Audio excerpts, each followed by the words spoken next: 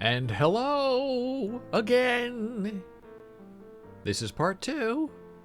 We hope there won't be a part 3 of Boles.tv. I'm David Boles. We are back. After having some streaming trouble, I have no idea why or how it happens. It just pops up. But if you ever see the glitching, which I call the Matrix deja vu, that's usually bad. It doesn't really ever resolve itself because it just becomes progressively worse.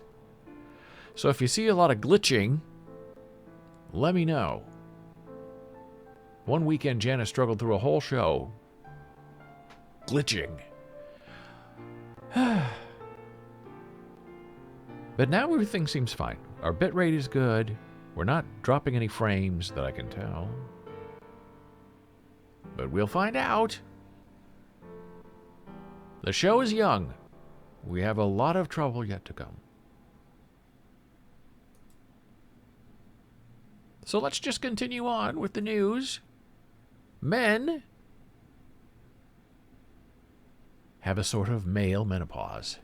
And it's not necessarily the midlife crisis where they get divorced and get a young girlfriend and buy a sports car. That stereotype. But it's more physical and emotional. And what's so interesting about this is that they don't say go to a therapist or go to your doctor. They tell men to go to your pharmacist and have a conversation with your pharmacist about your troubles as a man. And your pharmacist can help you. Very interesting. And I like my pharmacist, and I go to him and her, there are two of them, all the time and ask them questions, especially about this COVID stuff, and they give me wonderful, wonderful answers. So unlike women's menopause, which usually occurs over a few years in the 50s, men's sex hormones may start to drop as early as the late 20s, with symptoms progressively, gradually over subsequent decades. Fatigue, weight gain, low libido are just 3 symptoms of middle-aged or older men and what they face as their testosterone levels decline. But many of these guys don't know what's going on. So there are new guidelines designed to give pharmacists the tools to screen these patients and to address risk factors, initiate and counsel for lab testing, and collaborate with primary care physicians to manage treatment. Pharmacists may see patients more often than physicians and interact with them more. Pharmacists can engage in screening and ask some initial questions to identify patients who might benefit from treatment. and might otherwise slip through the cracks of the system. So that is super interesting. Now, I know that there are men who want testosterone tests when they do blood tests, and if the testosterone level is small, low, then they say, I want the testosterone patch. And there are dangers to that. It raises your blood pressure, it causes perhaps a rise in testicular cancer, but some guys say, I need it to feel like a man, to get my power back. And the title, the official name of this thing that these guys have is called hypogonadism. Now, if you have hypotension, that means you have very low blood pressure. If you have hypertension, you have high blood pressure. So hypo means low, gonadism, those are your testicles. So that is, in itself, something that few men would want to pronounce out of their lips in a pharmacy. Miss Pharmacy Lady, can you help me with my hypogonadism?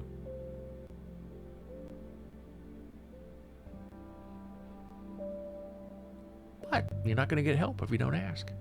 So this is the official, genuine study about how this works and how to recognize it and what the signs are.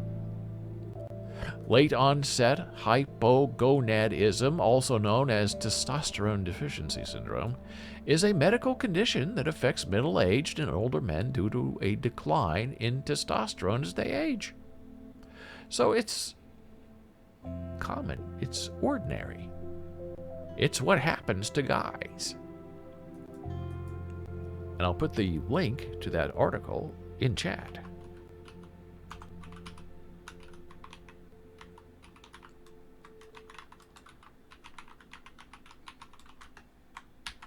Just in case someone wants to go take a look at that later. So there's no shame in going to your pharmacist or even your doctor and saying, look, I'm tired, I'm old, I don't feel well. Maybe there's something with my testosterone production, can you help me?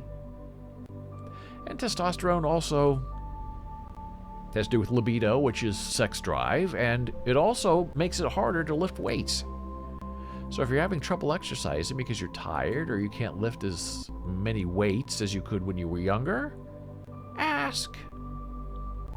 And the conclusion of this wonderful study is the management of this hypogonadism is complicated because of the controversies and differing recommendations made by various guidelines.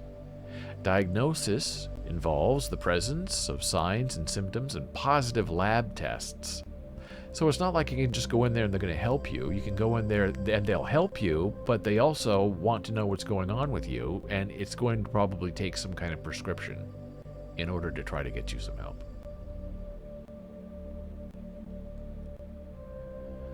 So speaking about men's testicles, we now move on to this really, really interesting document.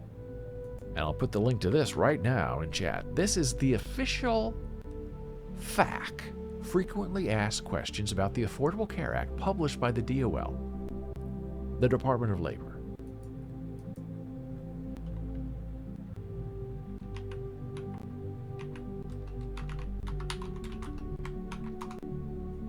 And we're just going to page through this like we're a regular person looking for information. This is the update, right? January 10, 2 days ago. It's that hot. This is information. These are new answers to new questions about the Affordable Care Act and what has changed. Okay, and the main thing that they're going to talk about here is COVID-19 diagnostic testing, which is very important. So group health plans have to pay for your COVID testing, and they generally don't want to. And you do not have to pay a fee to get a COVID test, but there are some unscrupulous people who will try to tell you otherwise and make you pay for your COVID test. Don't do it. Stand up to them. So we're paging through this together just as interested human beings in American healthcare. And these are all the answers about SARS, and we'll get to questions. Okay, so question 1, Q1. Under section blah blah, are plans and issuers required to cover OTC, over-the-counter COVID-19 tests available without an order or individualized clinical assessment by a healthcare provider. That means, can you just buy a test for COVID in the pharmacy and not have to have a prescription or permission? And the answer is yes. Plans and issuers must cover over-the-counter COVID-19 tests that meet statutory criteria. So that's good news. And by the 15th, I believe is Saturday, Joe Biden is telling the insurance companies they have to provide a COVID-19 test per person per month. Now, where they're getting these tests out of thin air, I have no idea. But I guess it makes them look good and feel good that they're forcing the insurance companies to provide tests that no one can get a hold of. But I'm not saying that's a bad thing. I'm saying it's good that it's there. Question number 2. If a plan or issuer provides direct coverage of over-the-counter COVID-19 tests, may it limit coverage to only tests that are provided through pharmacies or other retailers? No. So that means you can get your test through the internet, other places, Amazon, Walmart, Target, wherever. You can get. They can't limit where you can find a test. That's good news for us.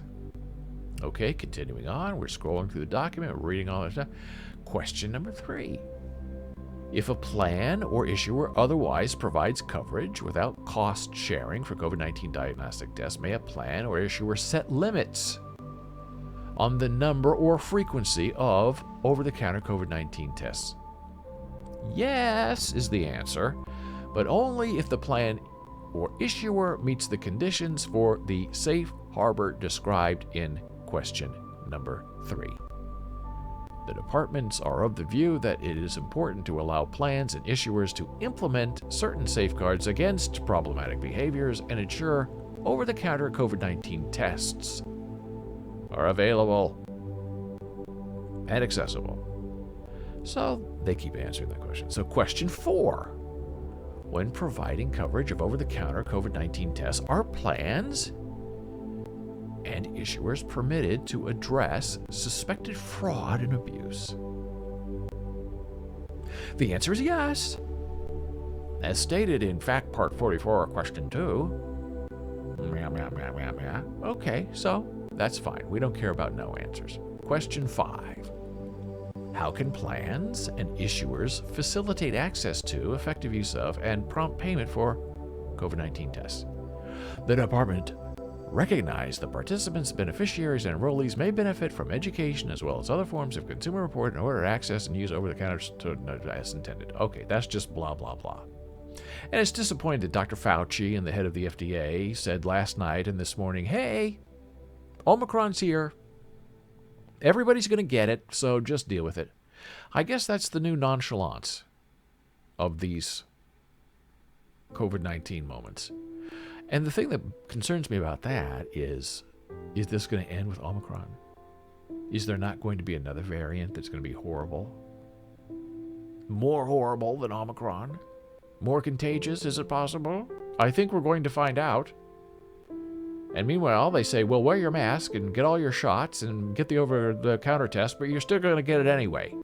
I think that's called a mixed message. Question 6. When must plans and issuers begin providing coverage without cost sharing? Okay, very technical. There's the answer. We don't care about that. We're getting to a point here, and we're going to get to it. Just give me a moment. There is a point to all of this. Question number 7.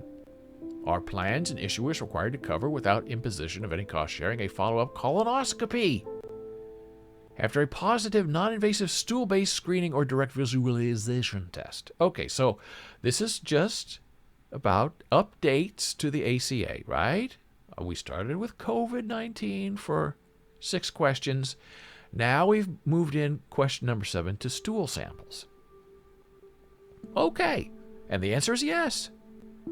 A plan or issuer must cover and may not impose cost sharing with respect to a colonoscopy conducted after positive, non-invasive, stool-based screening or direct visualization screening.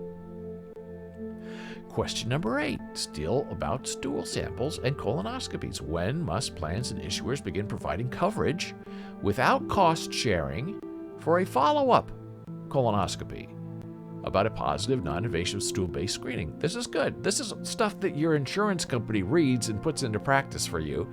And if you know what your rights and rules are, you can have a conversation with your insurance company and say, that's not what the CDC says, or the Department of Labor.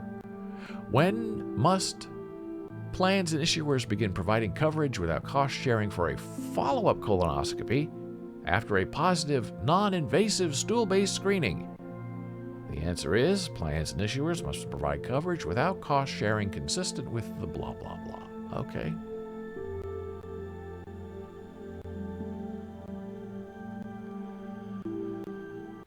And here is where it gets really, really, really super interesting and disappointing and deceptive.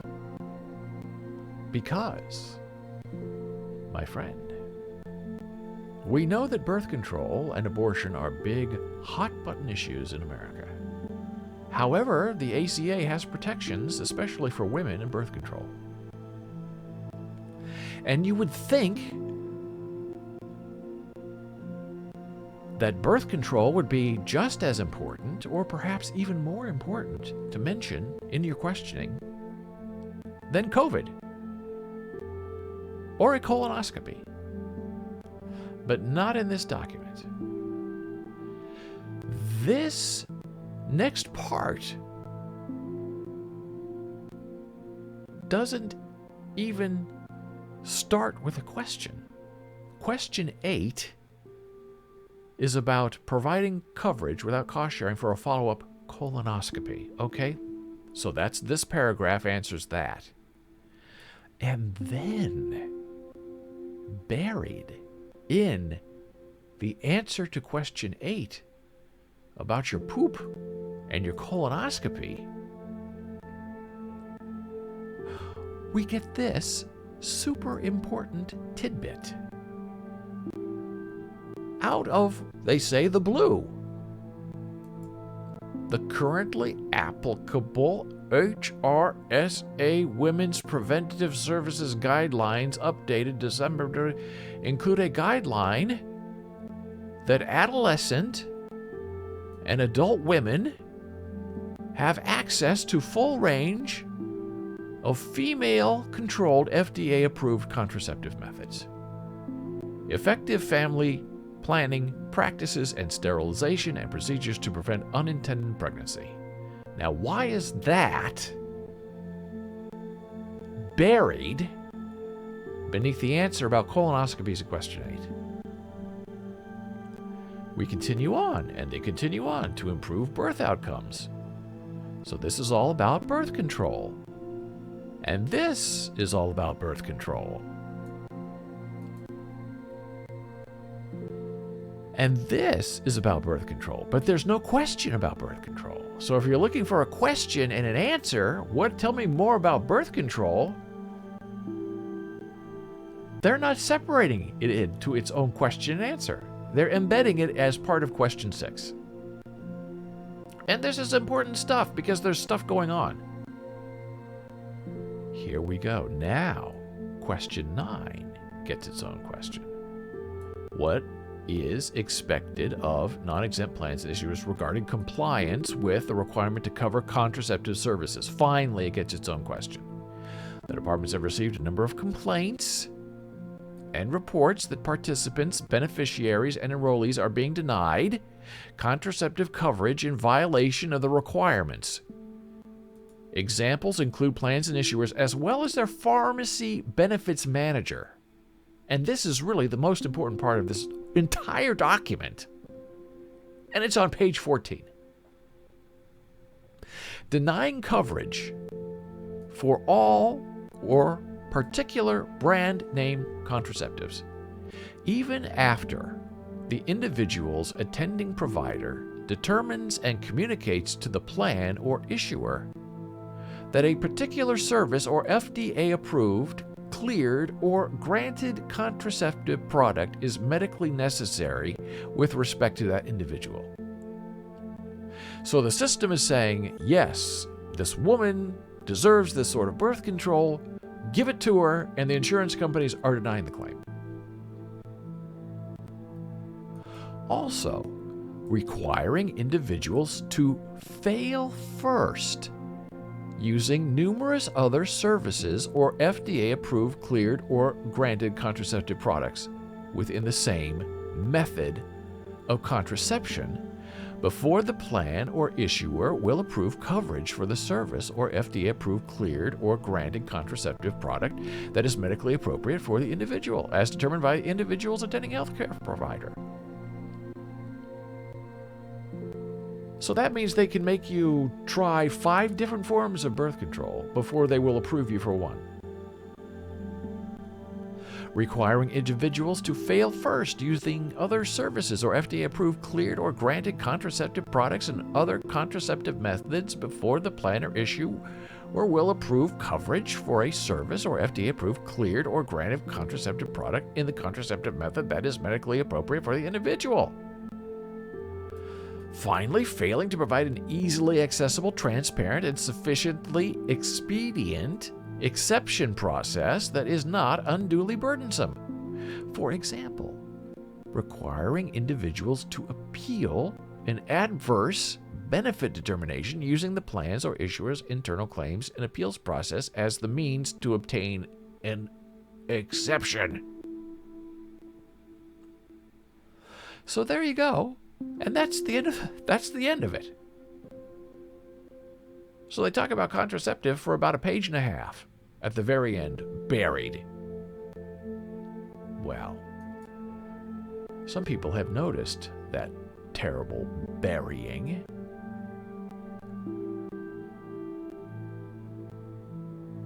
And they wrote a letter.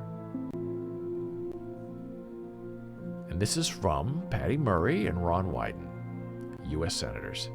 And they're writing about that thing we just read. And I'm so glad they did. And they start off, first sentence, we are writing to express our concern about reports that issuers are imposing unlawful barriers to birth control. The Affordable Care Act requires insurers to cover birth control without cost sharing and provide full coverage in the full range of Food and Drug Administration approved, cleared contraception. However, we have heard alarming reports that insurers are flouting the ACA's contraceptive coverage protections, threatening women's health and economic security. The ACA increased access to birth control for women across the country. Unfortunately, we have heard from patients and providers that some insurers are requiring patients to show that they have failed with as many as 5 different birth control options before the insurer will pay for the method of their choice, which risks pregnancy. Reports of denials and unclear exemptions processes raises concerns about whether patients are actually getting coverage for birth control without cost sharing as required by the ACA. So there you have it. You have some people who are standing up for women and contraception against health insurance companies and probably employers who don't want to pay for it because it's expensive or because they object on religious grounds. So some good things are happening in Washington. You just wish that they would be a little braver about the whole thing and maybe put out a ACA fact sheet on what's going on with birth control. But it's so politically hot. You're preventing God's intention by using birth control. The Pope said people who have pets, cats and dogs, and not children, are sinners. Well, here's a page from the Veg News. Oh, there's Nora. As an aside, when your stream starts freezing, we can actually say your stream is twitching. Love that. I hope I'm not twitching now. I think we've been good, at least since we've been here. Let me just check. Now you have me all paranoid about this. We don't have any notifications. Okay, our stream quality is good. We don't appear to be glitching. Our stream rate is goes up and down. Sometimes it's 3,800, sometimes it's 6,000. You want 6,000. Higher number for stream bitrate is better. But at least we're online and no reg and no red lines. So that's good, I guess. I have no idea why stream goes unstable.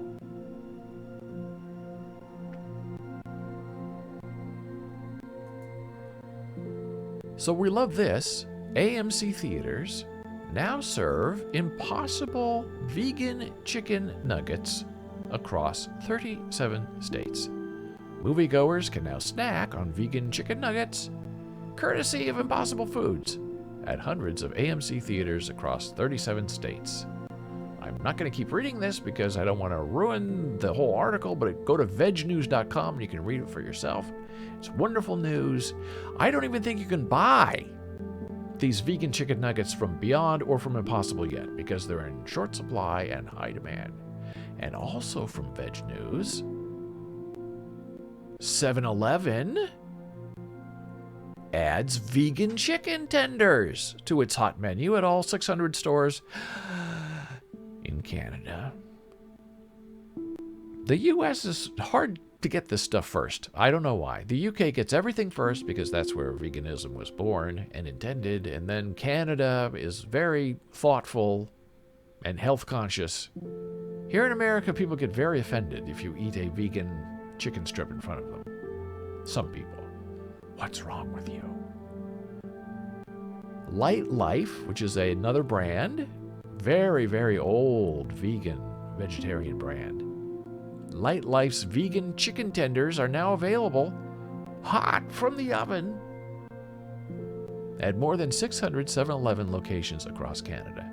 And that's fabulous news, and we can only hope that those delicious chicken tenders are coming to the United States de America.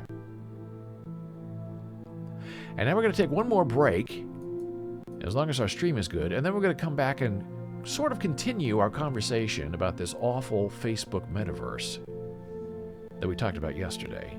Thank you, Dora, for the confirmation that we're okay. I hope you're talking about the stream and not my mental state. Well, no, I do hope you're talking about my mental state. Just kidding. Because there's more information, and the more I read about this Metaverse thing, the more terrifying it becomes. Thank you for the stream. Me, I'm not okay. I accept. So we'll be back in 1 second.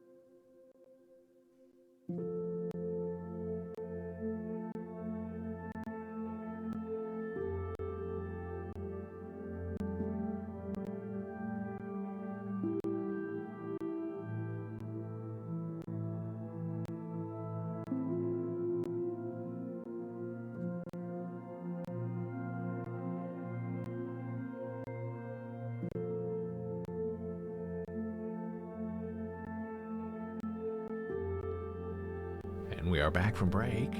I'm David Boles. This is Boles.tv, B-O-L-E-S.tv. I spell it out because of our live closed captioning. So you know there's no W in there in case you're watching and reading the captions.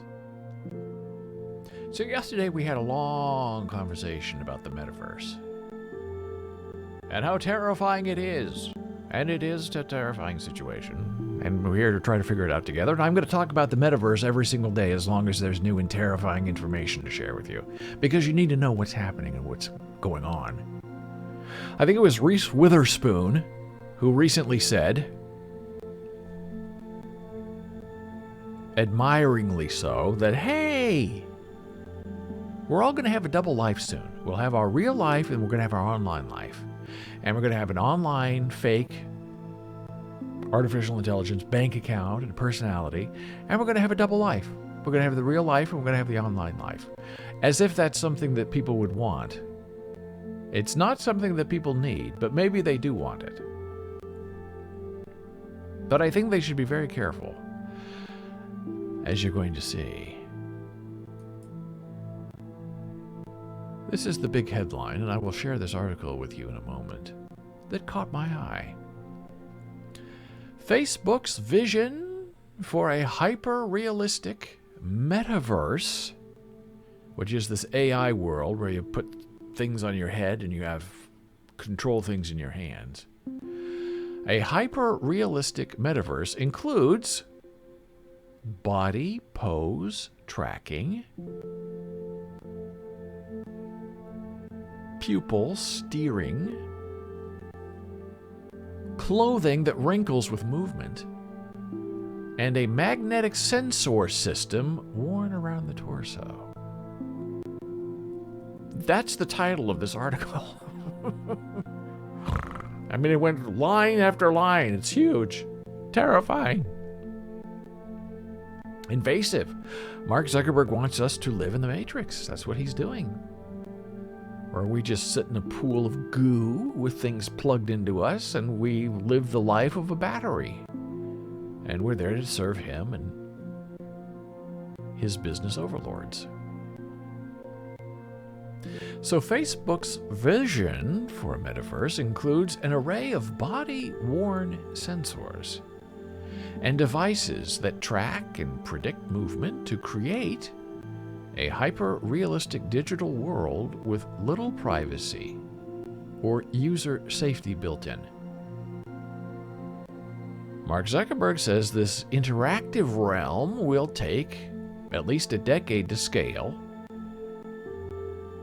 but the company's engineers have already been busy designing the technical ingredients, patenting their inventions. So that's how they're catching on to what the real idea is. They're watching the patents that are being filed. And patents include drawings and designs. Delivering a sense of presence, like you're right there with another person, well, that's the holy grail of online social experiences, Zuckerberg told analysts late last year. Zuckerberg is betting the future of Facebook on this technology and is investing $10 billion a year to make it happen. Even changing the company's name to Meta to highlight his new priority. Why not just call it the Matrix? To succeed, though, the experience must be so compelling that billions and billions of people give up their lives, give up their smartphones, and rely instead on headsets and other wearable devices to access the platform. Nora says, I saw the Reese tweet, hullabaloo last night, ridiculous, metaverse, but that's what we said about people using Facebook. I agree. People are interested. We talked yesterday about being left behind and how certain technology trends leave behind friends and associates because they don't want to go there. I have friends who I no longer really speak with because they never, in the 90s, wanted to do email. And they don't want to talk on the phone, and they don't want to leave a voicemail. They want to type letters and send them that way. So that's the risk is in this new universe is that you get left behind. And maybe that's not a bad thing. What's clear, though, is that Facebook is trying to build a 3D environment that is much more realistic than the current iteration, where sharp-edged humanoid avatars move awkwardly. The company's future Metaverse will be populated with avatars capable of authentic eye and body movement, expressions, poses, interactions, sensations, with clothing that wrinkles with movement.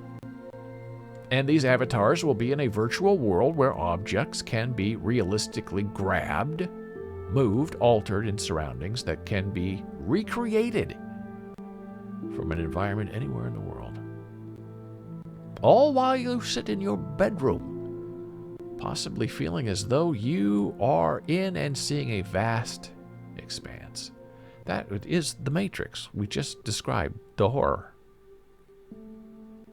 And they have patents covering all of that and more. One is for suspend mode. We talked about that yesterday. What happens when you're in the world and you close your eyes and you can't see and they can't track your eye pupil movements?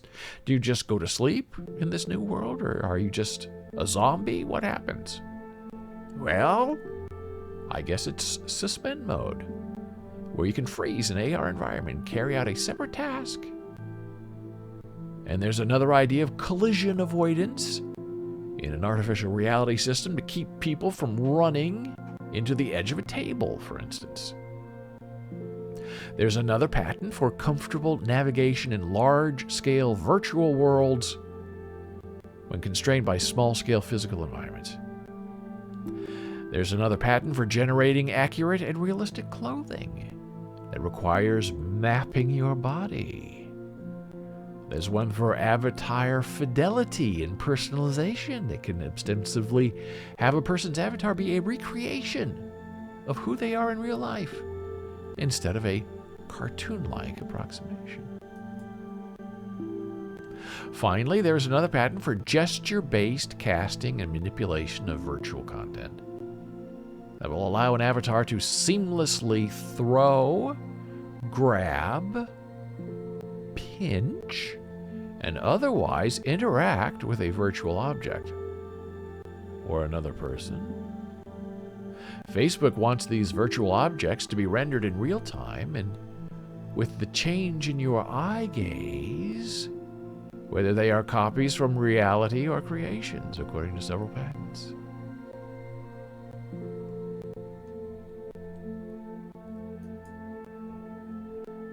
And here's the story. I'll put it in the chat.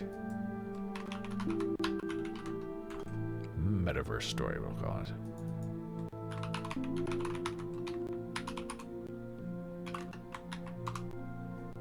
Dora says Meta will also replace cable TV. Cable companies will have to scramble to keep up. No? Well, you have to be connected somehow. And that's the internet. So these cable companies will one day just be pipe providers. We're not going to provide content anymore, because who's going to want to watch television when you can have a separate life? And you know it's all going to be driven by sex, because that's what these things do. People are going to get on this thing and they're going to find ways to connect parts of your body so you can have sex with other people without risk of losing a marriage or getting an STD or HPV. So this is the story that I was just sharing with you. This is the headline that I read to you. And here are images, and I'm not going to scroll through the whole thing, but these are the patents.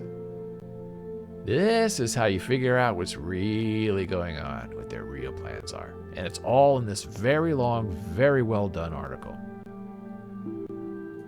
And another article talks about these crazy avatars in the metaverse, and is there a legal implementation?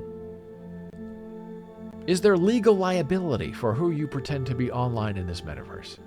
Now, can you go onto Twitter and say, I'm going to kill somebody and get away with it? Maybe, maybe not. It depends on how you say it. But they can track you. They know who you are. And you can get in trouble for making a death threat on social media. But in general, where does the separating legal line lie between avatars as creative freedom and false representation, or even illegal impersonation? Now that would be interesting. Someone goes on the Metaverse and wants to be Brad Pitt or Reese Witherspoon. Can they be stopped? Is that impersonation or is that admiration?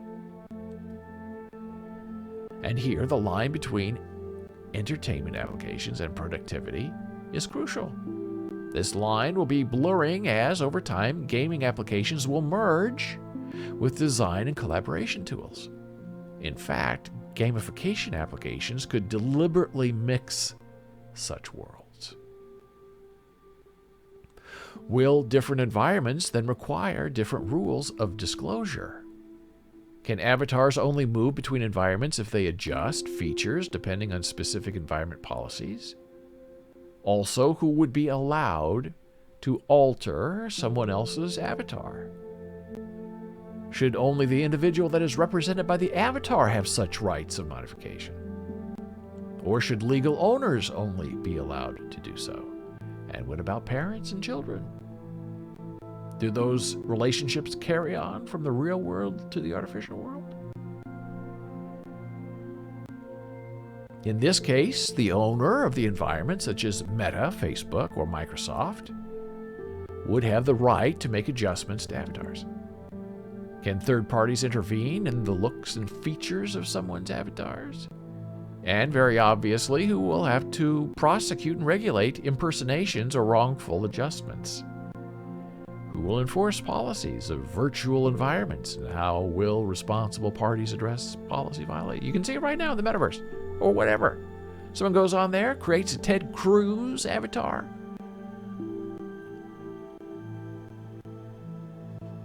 gives him a different color skin, messes up his hair, gives him other unattractive features. Dora said, reminds me of Woody Allen's Sleeper. I have seen that movie. It's wonderful. You must have seen it. People having sex on pods triggered by computers. Absolutely. And it's a funny movie. The early Woody Allen movies are very funny. His later ones are funny as well, but more serious. The early stuff is just pure comedy. And related to this, can avatars become legal representations for collaboration efforts? Even negotiations and deal making. Let's say you go into the Metaverse and you're a musician and you meet another musician and you guys create a song in the Metaverse. Who owns the copyright to that song? Who can sell that song? And I can tell you, I'm pretty sure the answer is going to be Mark Zuckerberg. It's not going to be you. Then, what requirements will emerge to make the results of such meetings legally binding? And again, what aspects and features of negotiation partners' avatars need to be authentic representations of real-world aspects? Also, could someone have to use and embody an avatar that they don't agree with? For instance, could non-binary individuals be forced to take on male or female representation in environments that do not provide diverse representations? And who defines what happens in the world? What does happen to copyright? Now, if you go into the Metaverse and it's its own world with its own use, can you take a Beatles song from this world and put it in that world and perform it and say, well, I wrote it, I was inspired by the Beatles, but in this world, in this Metaverse, I own the rights to yesterday. And you can't stop me, because this is the Metaverse. Has its own legal rules and requirements, not related to the real world. So here is the wonderful article I was just sharing.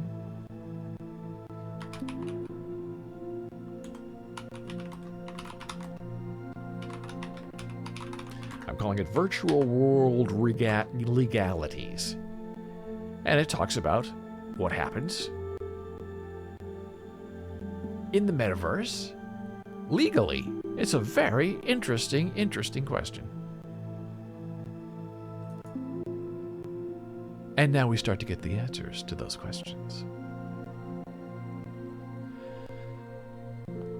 things aren't always green and sunny, even in the Metaverse. Already, there are problems. According to Meta, a beta tester testing that world informed the company that she had been groped by a stranger on Horizon Worlds. The woman had made her experience public in a post in the Horizon Worlds beta testing group on Facebook. Meta's investigation of the incident found that the beta tester ought to have used a tool called Safe Zone as part of Horizon Worlds safety features. Now, right there, all over again, reinventing the wheel. Someone is touched, groped by a stranger, and they are victim blaming. Well, she was wearing a short skirt. Well, she wasn't in the safe zone. Well. And my question to Meta is, why is this safe zone not the default?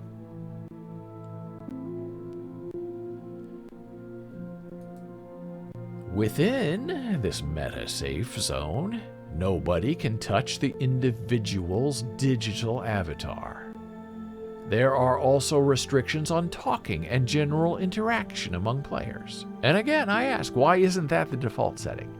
Where you have to go in there and change it and say, I don't mind strangers groping me.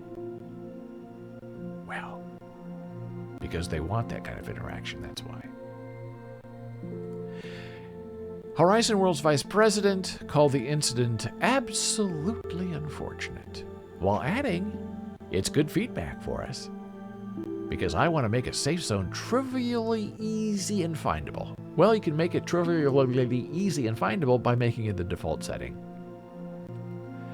The incident highlights the obvious, that digital spaces tend to recreate the threats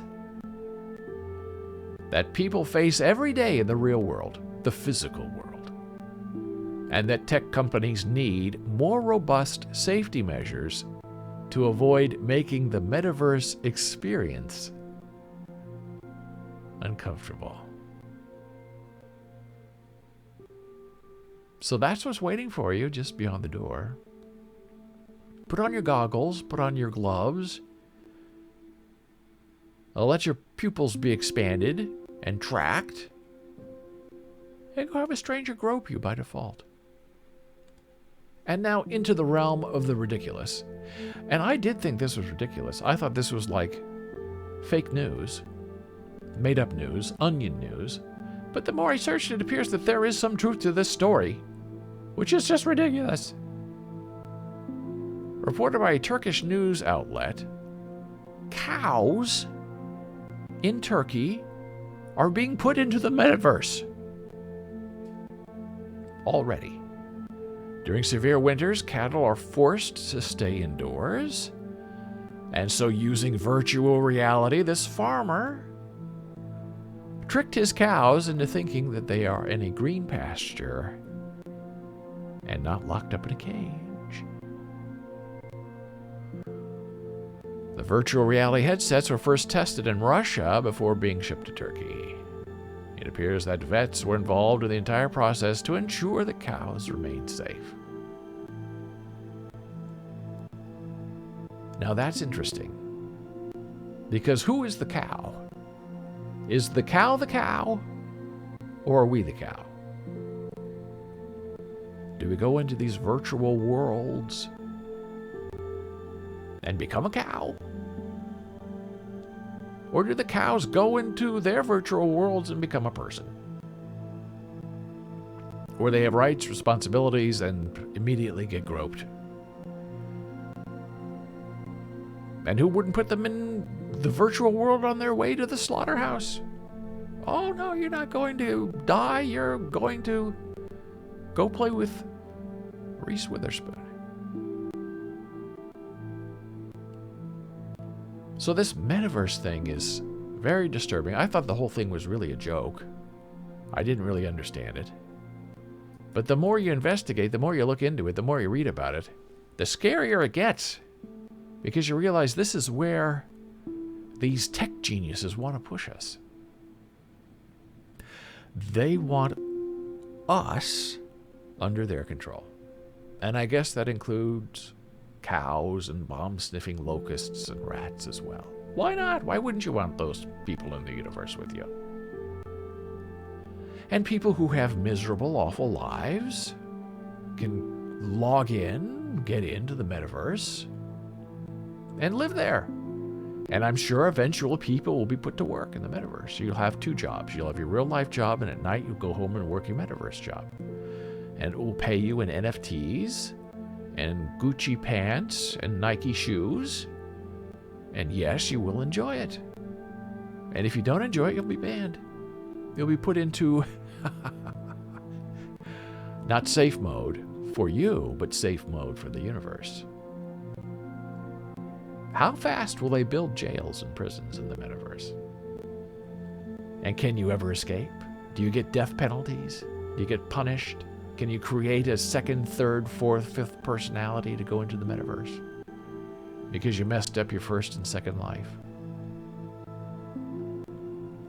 And are there any legal requirements? If the metaverse allows me to touch you by default, and you don't like to be touched, and you complain about me, is it my fault or your fault? I wasn't touching you sexually. I was trying to tap you on the shoulder to get your attention. Well, I don't want to be touched. Well, you didn't set the setting. If you'd set the setting, everything would have been fine. But it's your fault. Victim blaming. We touch each other by default. And so these are the questions, the conundrums that confiscate a human life, the human condition. Are we human anymore? As I said at the start of the show, well, every 100 years, new people. But not in the metaverse. In the metaverse, you live forever. Even when your body is gone, your metaverse avatar will live forever. And work for Mark Zuckerberg. Well, it's been a wonderful stream. I'm so happy you've been here today to share this chat. The stream is looking good and strong, and we have so much more to talk about tomorrow. Until then, if you need to ask me a question, get in touch. Send me an email, david@boles.com or david@boles.tv. Both work. Dora says, mind-boggling. The Matrix is coming for you. Yeah. If you look at the original movie of The Matrix, people are pods, batteries. It's what's coming. And it's not coming, it's here. You can go in right now, beta test, get groped, see what it feels like. And how do you even quantify being groped in the metaverse? I mean, does the equipment you're wearing somehow pinch you, or how is it recorded? I don't understand it. And will there be punishments? I don't know.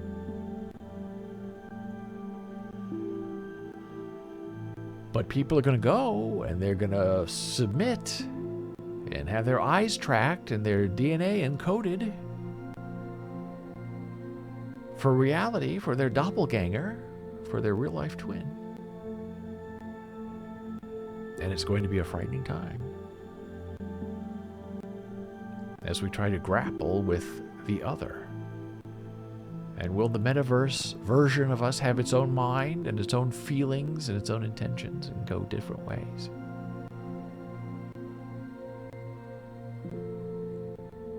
Is it environment that forms us and shapes us, or are we just born that way? Or are we just created that way in the metaverse? Is there such a thing as a bad seed in the meta-universe? Oh, he was born bad. Day one, he was a killer. What will happen when there's the first real murder in the metaverse? You killed my avatar. Well, if you have the safety setting turned on, what would happen? It's all very funny and all very terrifying as we laugh and scream our way into the grave. But you know there are going to be people who want to live forever. And they're going to want to put themselves in the meta universe and set it up and put money in their account so their person can eat and feed and feel good working. And I'm sure you can just turn your metaverse person on automatic and go to work, get paid, go to sleep, go to work, and do it for an eternity. And live forever on the internet.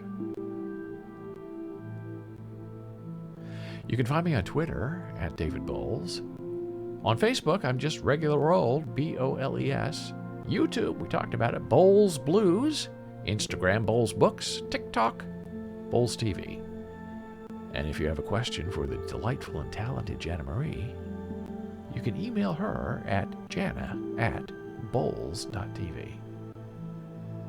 So until tomorrow, I wish you a wonderful, great day. Take care of yourself. Don't be too sad. Wallow in your misery for a little while and then stand up and fight back. You'll feel better when you do. I'll see you tomorrow.